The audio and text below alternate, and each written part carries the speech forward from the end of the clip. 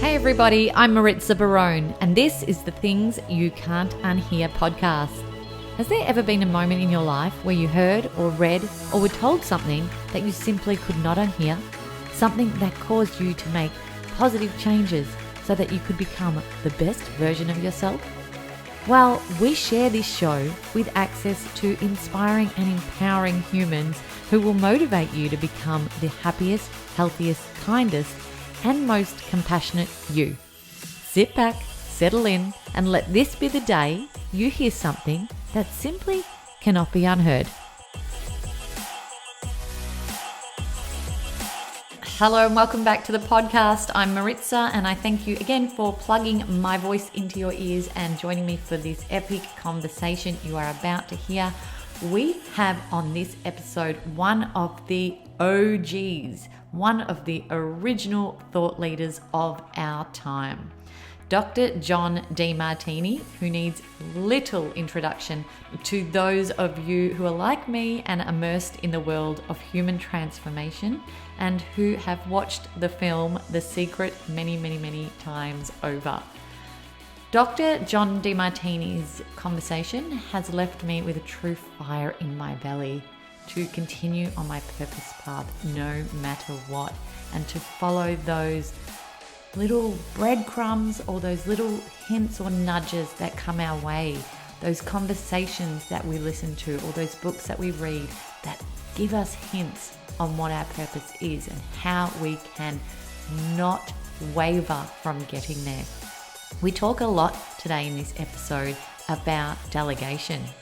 Delegation is a huge part of Dr. John Demartini's life, and he attributes a lot of his success to doing only the tasks that are most on his purpose path, not the tasks that are not. So finding people who will work with you to do the tasks in your life that are taking you away from what that true meaning of your existence is. It was 1 a.m. at his time when he joined me for this conversation. He didn't mind at all talking to me on the podcast at 1 a.m. He was completely lit up, excited about sharing his story, which he'd done thousands and thousands of times over because he's so clear on his vision and his mission in the world in order to help people become the master of their own life and destiny. I shared a quote with him, which he absolutely loved, and he'll be adding onto his website, which is an epic quote that I found some years ago that I now live my life by as well. So I know you're going to enjoy this conversation just as much as I did. There's a little bit of Dr. Martini cheekiness at the end, which we'll definitely leave in for you to enjoy. So make sure you let me know what you think of this episode and keep the conversation going. And just a quick note to say, while I've got you, I just love sharing these inspirational voices on this show and also on the many other podcasts that I help to produce. So if you feel as though you have something important to say and don't know where to start to bring that to life, reach out to me for a chat. I can help you to bring your voice to life, from finding your confidence, learning how to craft your message, and even finally launching season 1 of your very own podcast. I share my voice so that you can share yours. And if you have an extra 30 seconds up your sleeve right now, please rate and review the show so other people can also find these conversations. Thanks and enjoy the chat with Dr. Demartini. Welcome to Things You Can't Unhear, Dr. John Demartini. I'm so pleased to have you here. Tell us where you are joining us from right now. I'm sailing from the Faroe Islands, north of Scotland and west of Denmark, up towards Iceland. So we're going on an expedition to Iceland, and I'm on my ship. It's where I've been living for 21 years, and we sail around the world. And so that's where I'm sailing right now. We're heading to have an expedition up there. You certainly do. You talk about living an extraordinary life, and you are walking that talk absolutely. And I must say, it's 1 o'clock in the morning where you are. So you are so committed to what you do. You are here joining me. It's 10 o'clock a.m. for me, and it's 1 a.m. for you. And I thought, I was saying before we hit record, that I got the times wrong, but I didn't. You are here and you're so committed to sharing your message. I love it. Well, I love what I do. And so, time is an illusion. According to Einstein's block universe, time is an illusion. You know what else seems to be an illusion, Dr. Martini? Aging for you. You look like you have not aged a day since you appeared in The Secret when I watched you first. It is amazing. You could literally be side by side and have not changed at all. What is your secret Well, to anti-aging? that was the secret, I guess. No, I'll be 68 in just a couple months. So 68. So I'm doing pretty good. You are doing good. You seem very happy. You seem, you're living your purpose path. So I usually ask this question at the end of every interview, but I really feel like it might be a good starting space for you. What is something that you heard in your life, and this could take us right back to the beginning, but something that you heard in your life that you couldn't unhear and that sparked positive change within you, that sparked you to make that difference and live your life in a better way? Well, there's lots of those. I thought there might be. I think one that just popped in my head. I was a bit of a adventurous youth, and when I was 14 years old, I hitchhiked from Houston, Texas, to LA and down to the coast to Huntington Beach, California, to go surfing. And had my duffel bag and surfboard and headband and sandals and Hawaiian shirt, and was hitchhiking. And I got there. There wasn't a freeway from Houston there all the way. It was partly under construction. And I had to go through downtown El Paso Library, downtown El Paso. And I got confronted by three cowboys that were going to give me a bit of a scuffle. And I didn't know what to do. And all I could think of is bark like a dog and act like a growling wolf and everything else to scare them. And because I thought they were going to give me a rough time. And it worked. They backed away and let me go through, because cowboys and surfers didn't get along in those days. And there was a guy standing on a street corner laughing, who just saw what I did. He was just laughing. And he finally came up to me, put his hand on my shoulders, and he said, Sonny, that's the funniest dang thing I've ever seen. He said,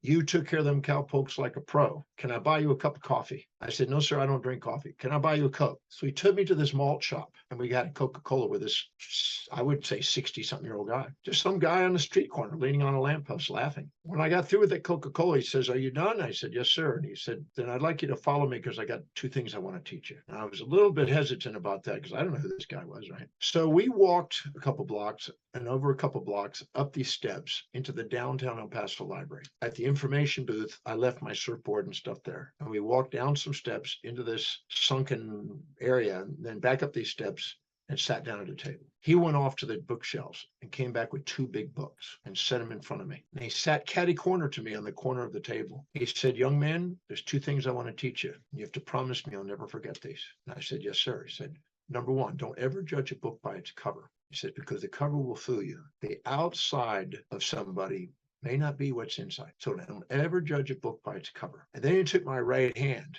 and he said to me, he said, you probably think I'm some guy on the street, but young man, I'm one of the wealthiest men in the world. I have everything that money can buy. I have planes and businesses and cars and homes. I'm extremely wealthy, young man. He says, so don't ever judge a book by a cover. Then he took my hand and he stuck them on top of the two books. It was Plato and Aristotle. And he said, young man, you learn how to read, because there's only two things they can never take away from you in your life, and that is your love and your wisdom. So you gain the wisdom of love and the love of wisdom, young man, and promise me you'll never forget that. Well, he put those bookshelves on the thing, and it left an imprint on my mind. He led me down to the street where he said, now you go there and you'll head off to California. Don't ever forget what I said. Well, that was 1968. It turned out to be Howard Hughes. Howard Hughes was in El Paso, Texas, doing an El Paso natural gas deal for a brewery he was building. I just happened to run into a character who changed my life. My cufflinks today say love and wisdom on it. So to gain the wisdom of love and the love of wisdom, and to realize that there's nothing but love, all else was illusion. And if you gain the wisdom of that, you see past the conscious and unconscious splits that we have in life, our subjective biases, and see something more objective and more meaningful that's deeply profound in impacting our lives. We all want to be loved and appreciated for who we are, and we want to be able to love and appreciate other people. And so he was trying to tell me the two most important things. So that's one that just popped in my head as you asked. That is probably one of the best things that you can't unhear that we've had on this show.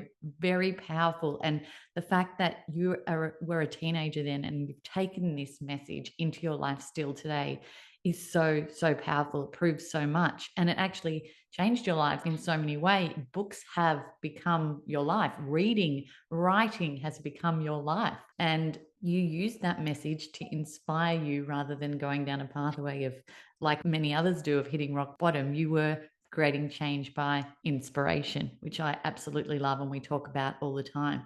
But I want to know now what reading means to you these days. You've read over 30,000 books. It says it there on your website. You've written 40 self-help books, probably hundreds of other texts. What does reading mean to you and why is it so important? That's a very lovely question. Thank you.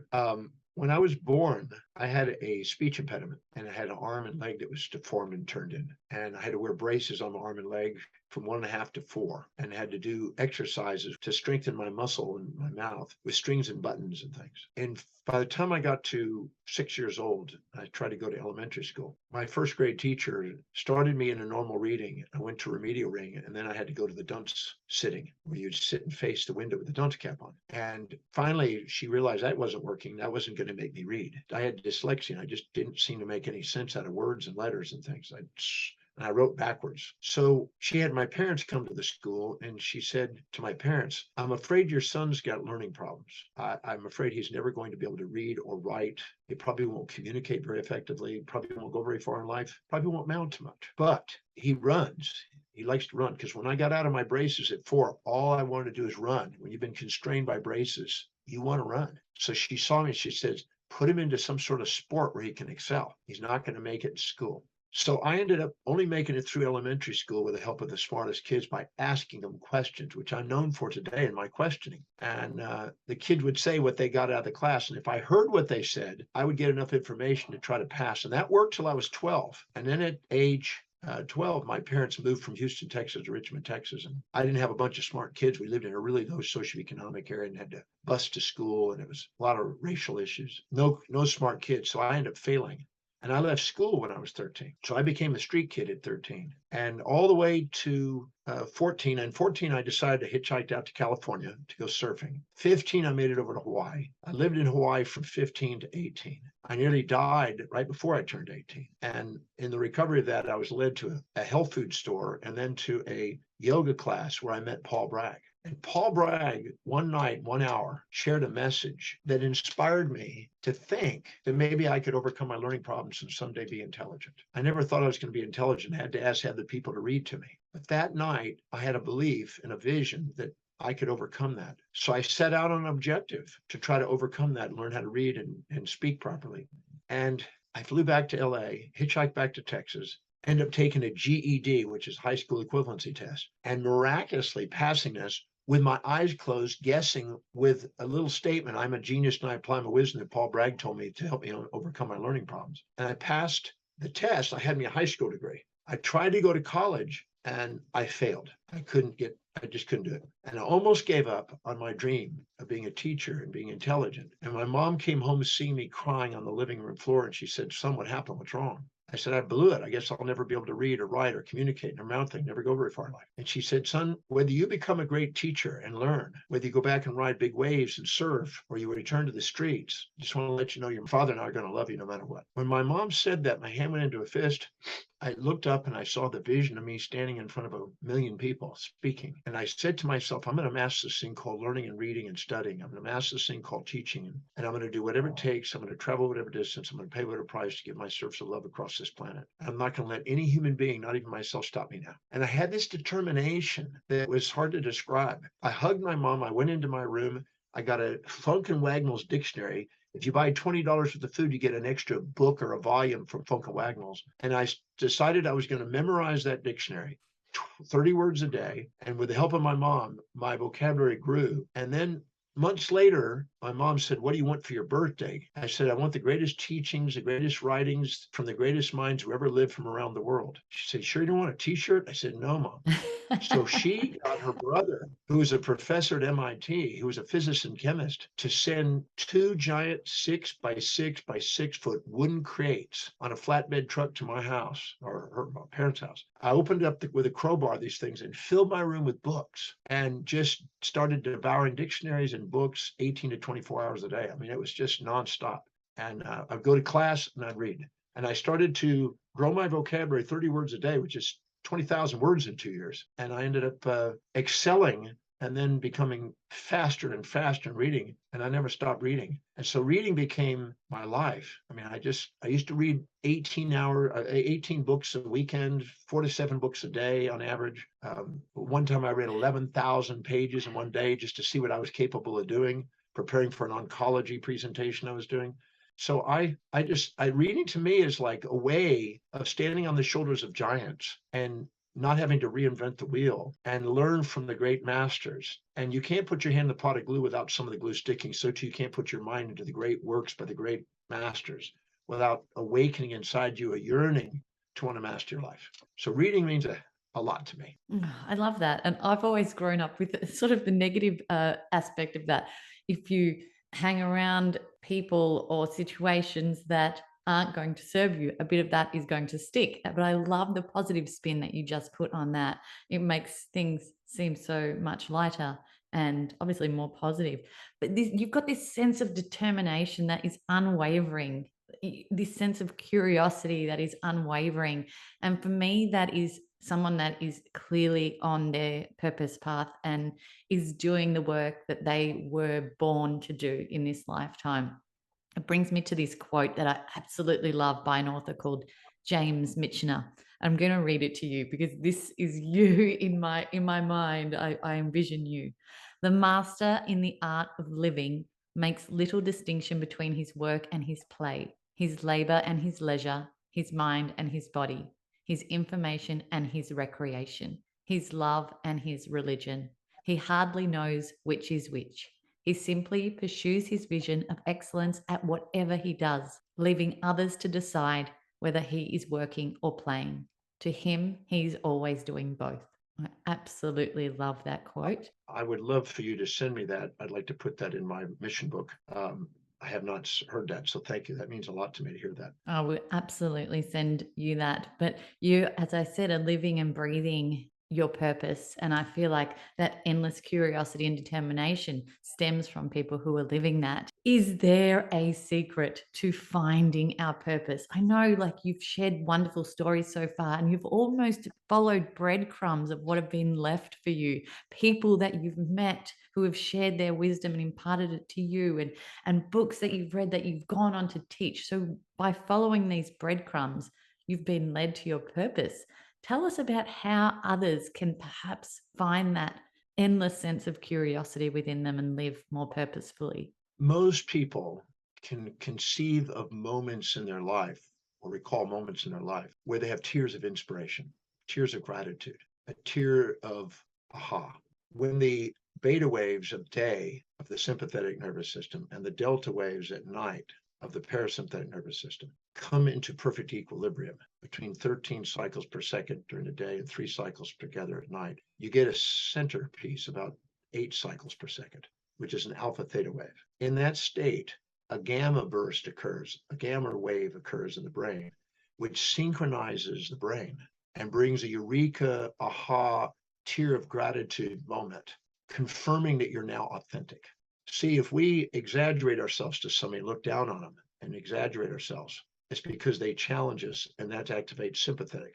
If we minimize ourselves and we put them on a pedestal and they support us, we minimize ourselves, that's parasympathetic.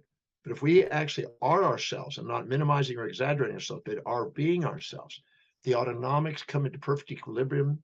There's a synchronicity between the hypothalamus, the suprachiasmatic nucleus, all parts of the brain, and a 60 cycle second to 40 cycle second occurs, hertz, and all of a sudden synchronicity occurs, and aha, and we get a glimpse, and we get inspired vision, an executive center function, and we get a clarity. So anybody who can document the moments they have inspiration.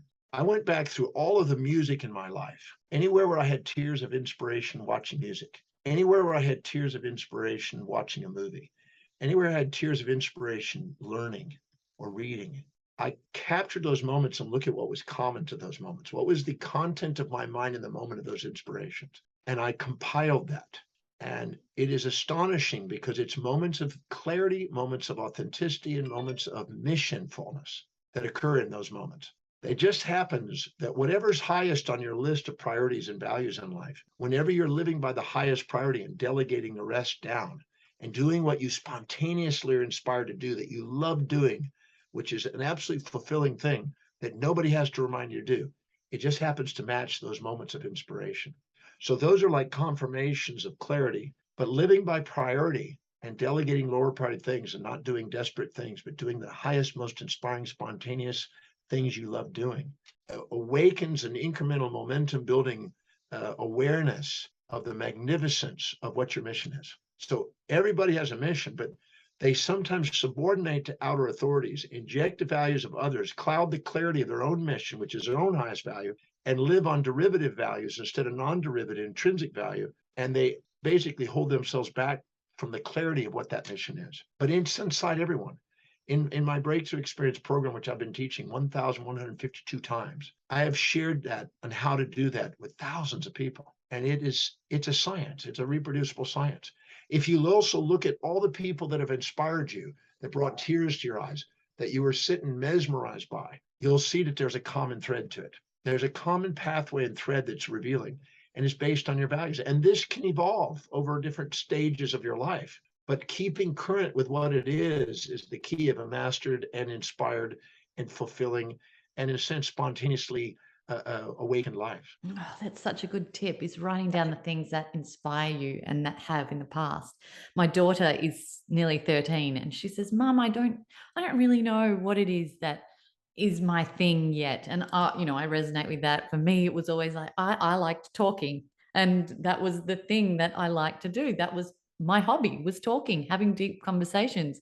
And if I had have been more aware of that back then, it would have led me to where I am a bit quicker today, which is, this is what I do for a living now. I love drawing and sharing this key information from people like yourself and sharing it with the world. It feels so fulfilling to do that, to share and impart wisdom from others and through myself on platforms. So I love that. But life does throw you distractions, obviously. What are some of the biggest objections that people come with when you tell them that in your breakthrough experience courses? What are some of the things that, John, I've got kids. I can't just do this all the time and work 100% of the time. I've got X, I've got Y. What are some of your biggest objections and how do we overcome them? Can I share a story to help answer that? Yes, please. I was doing the Breakthrough Experience, which is one of my signature programs. And it was a second day of the program, and we were now focusing on the mission. And what do you want to dedicate your life to? How do you want to see it? Because if you don't fill your day with how you would love it to be, it fills up with how you don't. If you don't fill your life with a design, it fills up with duty. And I asked her, she asked me, I don't know what my mission is. I don't know what to write. I said, what do you do every single day that nobody has to remind you to do, that you spontaneously and intrinsically are driven to do, that you love doing, that inspires you? I don't know. And I said, stop, answer my question. What do you do every single day that you're spontaneously inspired to do? She finally, after ranting, said, I love being with my kids. I said, fantastic. So do you fill your space with your kids? They're with me all day. Do you spend your time with your kids? Yes. Do they energize you? Yes. Watching them grow inspires me. When you get money, does it go towards managing and helping and grow the kids? Yes. Is that where you have the most order and organization, your agenda with your kids? Yes. Is that where you're most disciplined and always reliable to be there for the kids? Yes. Do you think about, visualize, and internally talk to yourself about your life and these kids and what you want for them? Yes. And when you get in conversation with people, what do you bring the conversation to? Is it about your kids? Yep. I said, in all the goals that you've had in your life, has it been mostly about your kids and growing a beautiful family and kids? He goes, and when you've read books, has most of the books been around kids? She goes, you got me. You've nailed me. I said, the only reason why you aren't clear about your mission is you're comparing your life to somebody else that you're infatuated with and admiring and minimizing yourself to them and thinking because you put them on a pedestal that they're something greater than you. So who is that? She stopped and she said, yeah, there's a woman that has got a big business and she's got 2 kids. She's got people to help her with it, but she raised 2 kids and I'm always beating myself up because I'm not doing a business. I said, but your heart's into your kids. She goes, it is. I said, so you keep having things that take you away from doing something with business and go back to your kids? She goes, that's me. I said, and is there anybody else? She says, yeah, there's another lady that's got a social function and she's got a charity function and she's very dedicated to that. And she also has kids. And so I think I should be doing that. I said, anytime you hear yourself saying, I should, I ought to, I'm supposed to, I got to, I have to, I must, or I need to, those are imperative languages that are injunctions from outside authorities that you've inculcated into your life that cloud the clarity of what's really a calling. Your life demonstrates what you value. Your life demonstrates your mission. Your mission revolves around kids. And she looked at me and she said, is that good enough? And I said, let me say something. I have a book in my possession that came from the Kennedy family that had Rose Kennedy's actual mission statement written in it, handwritten. And it said that I dedicate my life to raising a family of world leaders. She was a mother, just like you. And she started bawling. She just started crying. She said, that's all I've ever wanted to do. Thank you. She hugged me. I said, your mission is to be a magnificent mom, raising beautiful kids, doing something extraordinary with their lives. She said that I now have permission to do that. Thank you so much. I've been comparing myself. I said, we're not here to compare ourselves to other people. We're here to compare our daily action to what we value most and to live authentically and congruently according to that. Not here to compare ourselves to others and put people on pedestals or pits. We're here to put reflectively them in our heart so we can live an equanimous life, inspired by what we would love to do, which is beautiful kids. She then sat down and just poured out with automatic writing a mission statement of what she wanted to accomplish. She knew inside. Everyone knows inside what their calling is, but they've got the facades that they're putting in front of themselves because of the comparison of other people that they put above or below them instead of put them in their heart. And it's returning to love that reawakens the calling of clarity. And so, yeah, it's in all of us. There's no mystery to it.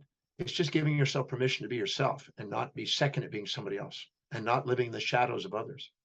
Mm, a very, very good message. I always say comparison is the thief of joy. It's when we compare ourselves, that's when all of the joy and the love and the that inspiration just disappears, because when we're not being authentic to who we truly are, then everything feels hard, everything feels difficult.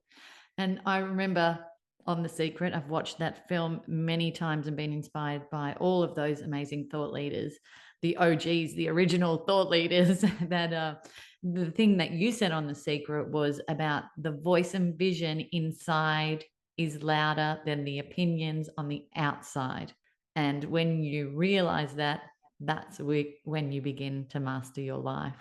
And, that was, how many years ago was that filmed? 2006 or 7, I believe. Yeah, amazing. And still such a relevant message that we hear today. Why do you do this work, John? What's fueling you?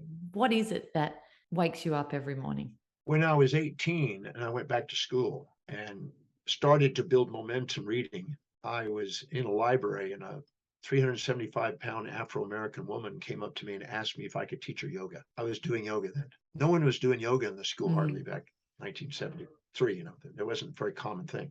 And she wanted to learn from me. No one in my life ever wanted to learn from me. And so I took her on. Now, she was 375 pounds, and doing yoga at 375 pounds is a bit interesting, but she was a lovely being. Shortly after that, I was outside meditating in the sun, and this Persian man came up to me, and he came and sat real quiet next to me. And when I came out of my meditation, he said, can you teach me that? So he was my second student. He's still with me, 50 years now.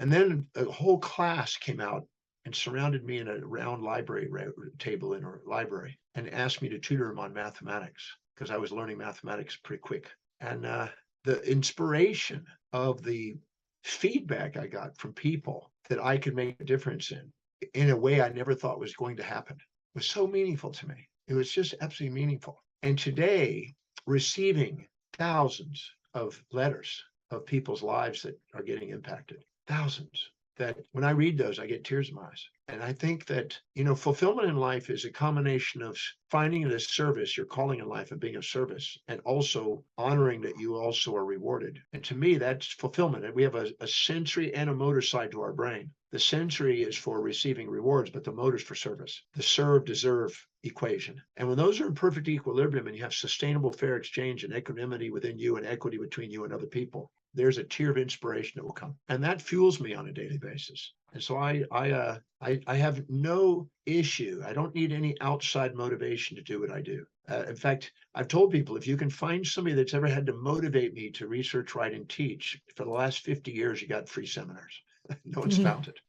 Because I don't need external motivation. I always say motivation is a symptom, never a solution for human beings. External motivation. So many people living with false attribution biases and requiring extrinsic motivations to compensate for false causalities, instead of digging inside and realizing that the perception, decisions, and actions you take is self-driven. It's self-governed if you're intrinsic. And it doesn't matter what happens outside.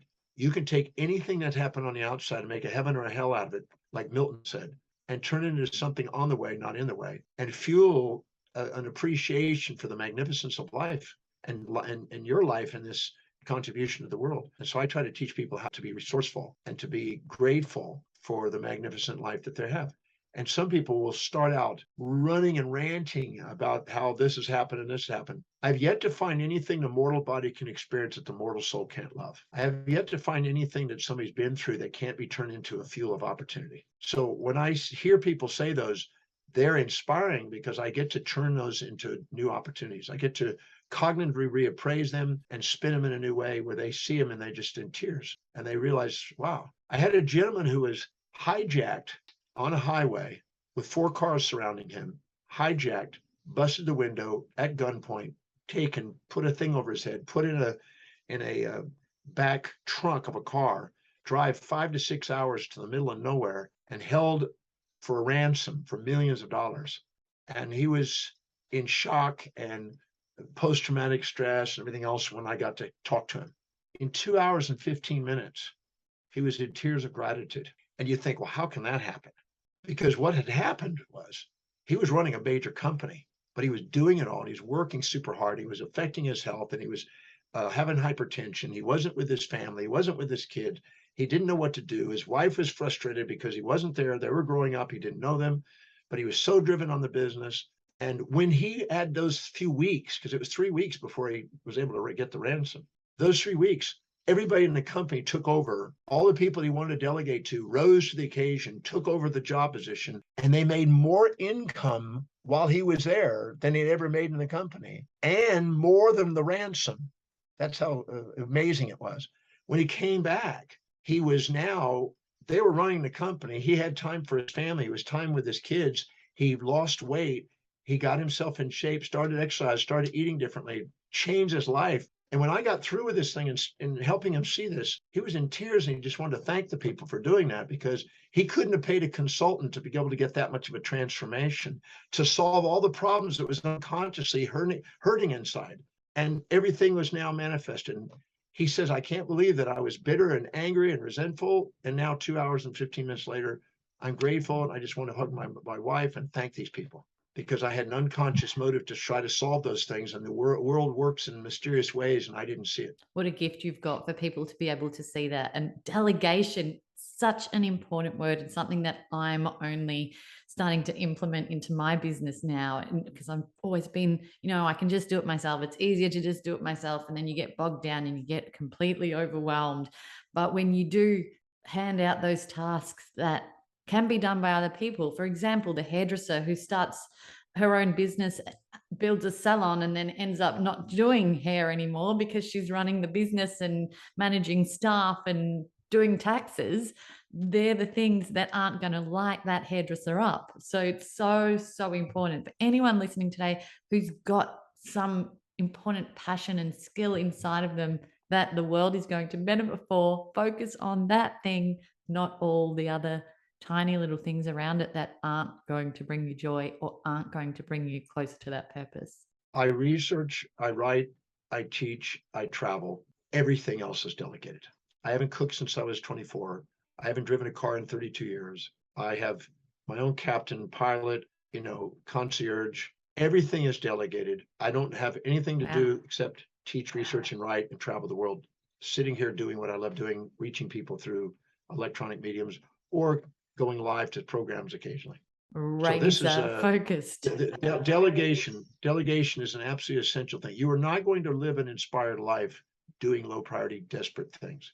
You're only going to do it when you liberate yourself and delegate and give job opportunities and help the economy by finding out the people who would absolutely, in the top of their values, love and be inspired to do what you want to delegate. So they're greater at it. So there's no micromanaging and motivation involved. They're intrinsically driven to do what you want to delegate and freed. It's amazing. You live an extraordinary life, that's for sure. What would you say to little John back as that teenager today if you could sit him down and let him know that, one day things are going to turn around? What would you say to little John? I would say that, you're right on track. Thank you. Keep going. There's no mistakes. Everything is on the way, not in the way. Fantastic. I wouldn't change a thing. There's nothing to change.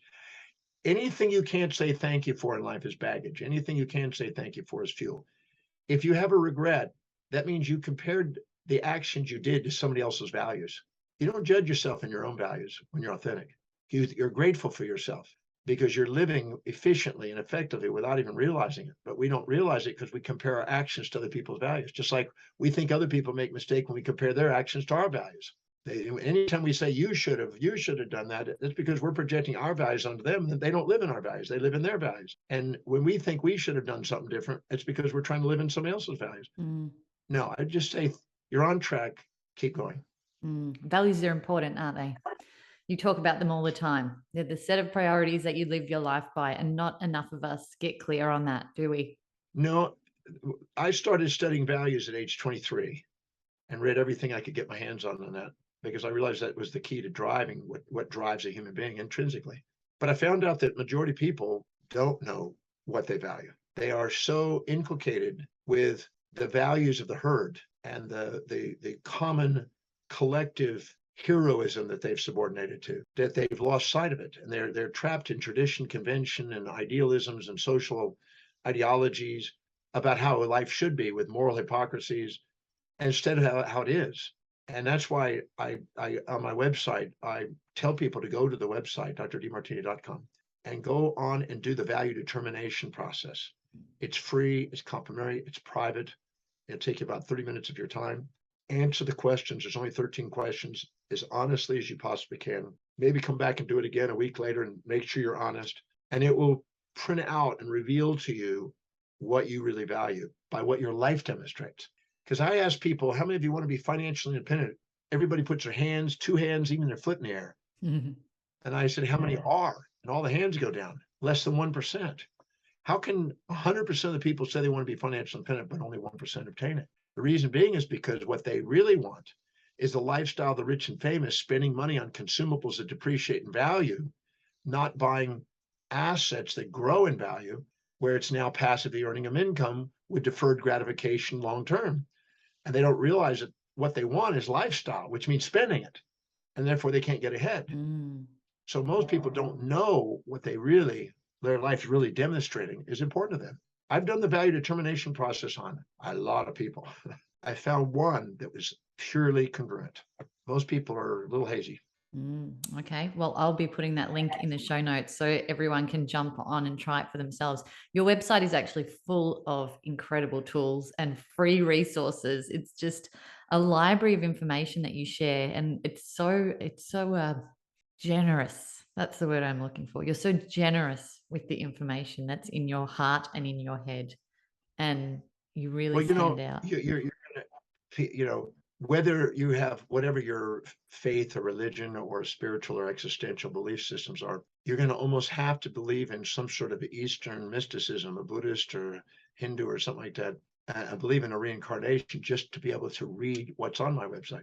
It's going to take you more than one life. Yeah, absolutely. I've been going through it in preparation for our chat today, already knowing your work, but still learning so much through going through that. I thank you so much for your time today. You're just, a wealth of knowledge. You call yourself a polymath, and I actually had to look that up. A person of wide knowledge or learning, and you probably call yourself a student of life as well. You're always learning, you're always teaching, and it's wonderful. What are you, my final question today, what are you currently reading at the moment? Well, this morning, I mean, it varies every day. I'm summarizing a book on the relationship between quantum physics, light and optics, and potential intelligence, both human intelligence and artificial intelligence. So I'm working on that. This morning, I had a discussion with a Yale professor and a man from Tokyo who's a very esteemed professor there. And we were talking on this topic. We've been having discussions in the mornings on that. And we'll do it again at 7 this morning. And so I'm working on that text. And also, I just finished another text that I wrote on nuclear physics. I'm fascinated by nuclear energy and nuclear physics and its relationship to, believe it or not, consciousness. I'm a believer that consciousness is not just an emergence of, biomolecular functions in the brain. It's more scaled than that. And I'm very fascinated by that. I'm not talking about anthropomorphizing consciousness and human forms, but I believe all the way down through the scales, there's signs of quantum events that would be, in some respects, considered a decision. I talked to Freeman Dyson at the Institute of Advanced Studies at Princeton before he passed away, and we had discussions on 3 occasions to talk about this field. He was a biologist and astrophysicist who took over Albert Einstein's position at Princeton in 1955 when Einstein passed. And we had some incredible conversation in this field, and I'm still pursuing that because I believe I believe we live in a really magnificent, intelligent universe. It's not exactly the models of anthropic principle that most cosmologists are familiar with, but it's my own cosmological construct that's trying to tie and weave together thermodynamics, physics, optics, and particle physics, quantum theory, and consciousness. And some people think it's crazy, and I love it. And the ones that thought all my ideas have been crazy later found out maybe it wasn't. There was a gentleman named William James Sidis, not William James, the psychologist, but William James Sidis, who was a 275 IQ, was considered the brightest young man. At 12, a teenager, he was professor at Rice University, also at Cambridge and Harvard, both. All of those he was a professor at when he was a teenager. And he had an incredible capacity, spoke 25 languages. It was an amazing person. He wrote a book in 1920 called The Animate and the Inanimate. And he was ahead of his times. He was talking about the arrow of time being both directions, past and future simultaneously, similar to Einstein and now quantum theorists. And he was talking about this back in 1920s in a way that was profound on what is the origin of biological negentropy, the tendency towards life expression. And so I've been devouring those fields for a long time, putting writings into that area. Oh, That's I can't wait to learn more about that myself. It sounds absolutely fascinating. I'm almost mystified about when you actually get sleep too, because it's about 2 a.m. now and you have another meeting at 7 a.m. So how many hours sleep do you average on a night? For 35 years, I did 4 hours. Today, normally more, but many days I've got too many things I want to do. Yeah. So I try to delegate. I delegate the sleep to all the rest of the people that want to sleep more. One thing you can't delegate is your own sleep. And what's the No, first? I do sleep. I do sleep more now than before because for some reason when you're getting close to 70, it seems like you wake up in the middle of the night sometimes and relieve your bladder a little bit more. Yeah. So now I get woken up and sometimes I lose 10 or 15 minutes going back to sleep. But that's just part of the nature of the I guess you could say the chronography, if you will, of my life. I love that. But yeah, for 4 hours for 35 years, I did that for a long time. Amazing. And what's the first thing you do when you do wake up? Well, I have a series of statements that go through my mind that I've been saying for a long time. And the first one is still, I'm a genius and I apply my wisdom, because that was the one he gave me when I was 17 and 18, right at the verge of 18. And that pops out of my head. And I think I've said that every single day, multiple times a day for 50 years. But I also say that I'm a master of persistence. I do whatever it takes, that I have a photographic, autographic mind. Whatever I read or retain. And I have a series of things of, that how I want my life to be. And I just run through those. And I don't usually like to get out of bed until I get my tear of gratitude. And then I know I'm having a moment of authenticity and a moment of gratitude.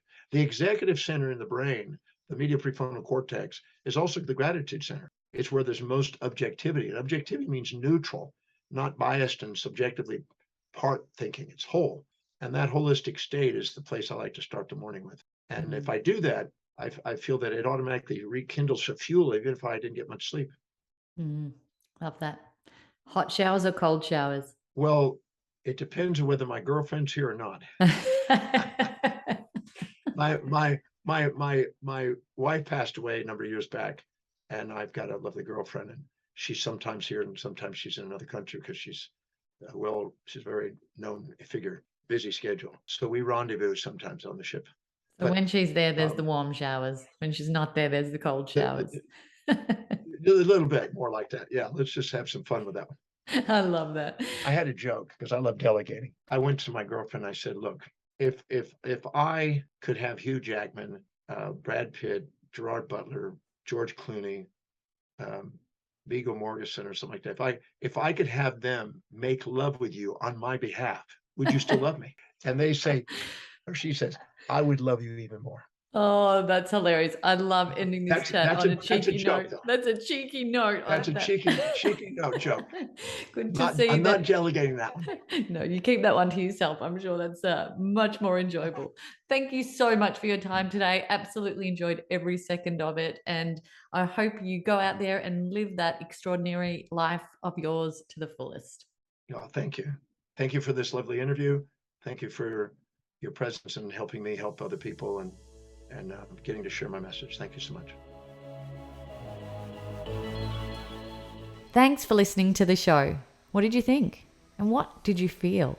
Let us know by leaving me a message on the Things You Can't Unhear Instagram community page.